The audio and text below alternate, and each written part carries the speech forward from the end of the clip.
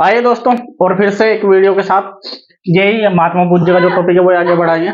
और इसमें जो प्रचार वर्ष उन्होंने जो प्रचार किया, किस उम्र में प्रचार किया, तो 45 वर्ष की उम्र में क्या किया उन्होंने प्रचार किया। और सबसे पहला जो उन्होंने प्रचार किया था वो सारनाथ में किया था।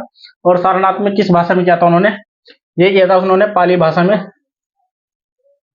पाली और मगधी, पाली और मगधी ये दो भाषा में उन्होंने क्या किया था, प्रचार किया था। और उनको जो उपाधि मिली थी वो किसकी मिली, शाक्य मुनि की, तथागत। और ये ज्योतिपुंज, और ये ज्योतिपुंज किसका कहा जाते हैं, एशिया के, मैंने बताया था आपको, एशिया के ज्योतिपुंज भी कहा जाता है इनको, एशिया के ज्योतिपुंज। तो एशिया के ज्योतिपुंज कहा जाता है इनको। और इनके जो पहले गुरु थे वो कौन थे, आलार कलाम, आलार कलाम वैशाली के रहने वाले थे, आलार कलाम। और इनके जो दूसरे गुरु थे वो रुद्रक्राम, राजगृह के रहने वाले थे रुद्रक्राम।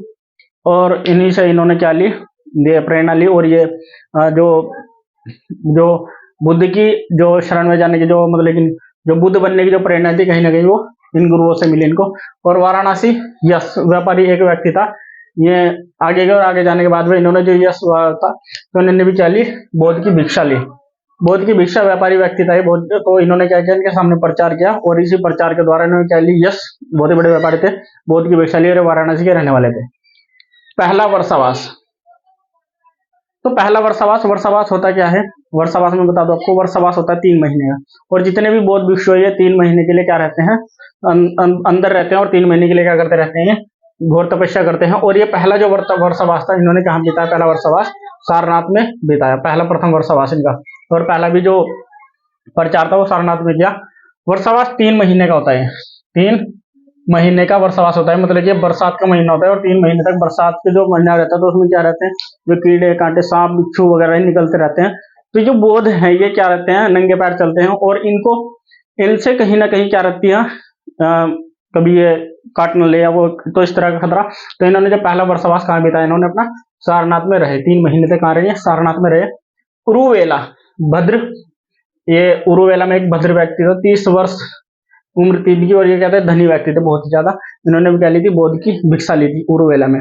फिर ये राजगृह में, राजगृह बिंबिसार और वेणुवन, बिंबिसार ने क्या दिया था इनको, राजा ने जो क्या दिया था इनको, दान में दिया था, वेणुवन बिहार में। और ये लुम्बिनी, लुम्बिनी जो में क्या था, इनका जो परिवार था उन्होंने क्या थी, बौद्ध की भिक्षा प्राप्त की थी, अपने परिवार को इन्होंने क्या की थी, बौद्ध की भिक्षा कहाँ की थी, लुम्बिनी में। और ये सरास्वती, प्रसन्नजित का राजा थे, जो कौशल के राजा, प्रसन्नजित कौशल के जो राजा थे उन्होंने भी क्या ली थी, बौद्ध की भिक्षा ली, उन्होंने भी बौद्ध की भिक्षा ली। उनके सामने इन्होंने प्रचार किया। जो विशाखा है ये व्यापार की एक पुत्री थी, तो इन्होंने क्या लिया था, पूर्वाराम क्या दिया था इनको, दान में दिया था, क्या दिया था, पूर्वाराम, विशाखा व्यापारी की एक पुत्री थी। उसके बाद सरस्वती, ये सरस्वती काफी ज्यादा फेमस है, ये अंगुलीमल डाकू, अंगुलीमल डाकू एक ऐसा डाकू था जो सरस्वती के जंगलों में रहता था। और ये क्या आता था, अंगुलीमल, इसने 99 जो लोग थे उनकी हत्या कर दी थी। लेकिन जैसे ही बौद्ध जो महात्मा बुद्ध जी हैं उनके सामने गए, और सामने जाने के बाद क्या हुआ, इनको ऐसा शांत महसूस हुआ जैसे कि इनके अंदर से कोई दिव्य ज्योति, कोई चमक इनके अंदर से निकली हो। और ये क्या हुआ, अंगुलीमल वहां से इनके भी क्या बन गए, शिष्य बन गए अंगुलीमल। पावापुरी, पावापुरी में जो चुंद सुनार था, तो चुंद सुनार यहाँ पे क्या रहे, इन्होंने इनको आमंत्रित किया अपने यहाँ दावत में, और चुंद सुनार के यहाँ पे गए। और चुंद सुनार ने क्या किया, इनको भोज कराया। और भोज कराने के साथ साथ इन्होंने वहां पर क्या खाया, शुगर माधव। और शुगर माधव खाने के बाद में, शुगर माधव, और शुगर माधव खाने के बाद में क्या हुआ, इनको इनके उल्टी वगैरह हुई और इनको अतिसार की बीमारी हुई। और अतिसार की बीमारी के कारण चलते हुए क्या, कुशीनगरी में, ये रहा कुशीनगर, और कुशीनगर में क्या हुआ, इनको महापरिनिर्वाण। और ये कब हुआ, 483 ईस्वी में, 483 ईस्वी में क्या हुआ, इनको महापरिनिर्वाण हुआ। और इनकी क्या हुई, मृत्यु हुई। और उनकी मृत्यु किस रूप में याद करते हैं, महापरिनिर्वाण। वैशाली, ये इससे पहले का था, ये लास्ट में लिख दिया। वैशाली आनंद शिष्य, एक शिष्य, ये महिलाओं को क्या लिया था इन्होंने, भिक्षा ली थी। और सबसे पहली जो इन्होंने भिक्षा दी थी, पहली जो प्रथम महिला थी वो थी महा प्रजापति गौतमी, जिन्होंने क्या ली थी, इनकी मौसी थी, वो पहली महिला थी जो क्या आई, बौद्ध की भिक्षा ली उन्होंने। तो ये था।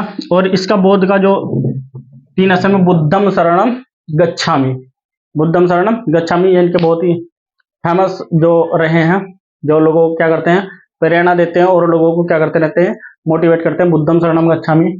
और ये बुद्ध जो हमारे जो भारत के बहुत ही महान गौतम बुद्ध जी, तो उनके बारे में आई होप आपको जानकर अच्छा लगा होगा। ओके, थैंक यू दोस्तों।